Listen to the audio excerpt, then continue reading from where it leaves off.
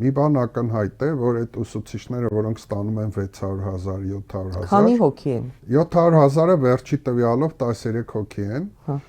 բայց այստեղ մի կարևոր նրբություն կա, այդ ուսուցիչները աշխատում են 1.5 դրույք։ Այսինքն սա եկեք հիմք ընդունենք, հա։ 60 ժամ թե ավելի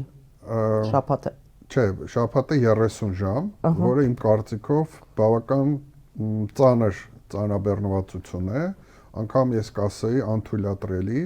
որովհետև դա նշանակում է ուսուցիչը օրական 6 ժամ դաս է անում, այսինքն աշակերտի ռեժիմով։ Բայց գիտենք, որ այդ 700,000 ստացող ուսուցիչը նաև դասղեկ պետքա լինի, պետքա մեթոդ միավորման նախագահ լինի, որոնք լրացուցիչ պարտականություններ են եւ նորից ուսուցիչից պահանջում են, եթե դուք դասղեկ եք, հա, դա նշանակում է 30 աշակերտի, 30 ծնողի հետ պիտի անընդհատ կապի մեջ լինեք։ Պիտի անընդհատ մատյաններ լրացնեք, գրավորներ ստուգեք, թեմատիկ պլան, դասի պլան գրեք եւ այլն եւ այլն։ Հիմա այս մարդու վիճակը պատկերացրեք, հա, այնպես որ այդ որ ասում են 700,000, հա, դա 1 դրույքի աշխատավարձ չի։ Դա մոտավորապես նույն բանն է, ոնց որ ասենք նախարարը 1.5 միլիոն դրամ աշխատավարձ է ստանում 1 դրույքի դիմաց, կարող է ասենք օրինակ մի տեղ էլ աշխատի, դասավանդի օրինակ, եւ լրացիչ փող ստանա, ու այդ երկուսը գումարենք իրար, ասենք նախարարը ստանում է 2.5 միլիոն փող։ Բայց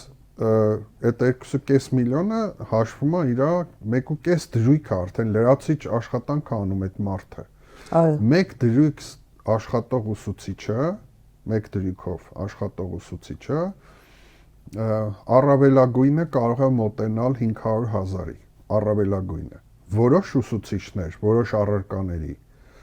չեն էլ կարող, որովհետև կա 5 առարկա, որոնց ուսուցիչներին պետությունը 25%, այս պարագայում 50,000 լրավճար է տալիս։ Ֆիզիկա, քիմիա, այդ կենսաբան այդ առարկաներն են։ Օրինակ պատմության ուսուցիչը, մաթեմատիկայի ուսուցիչը,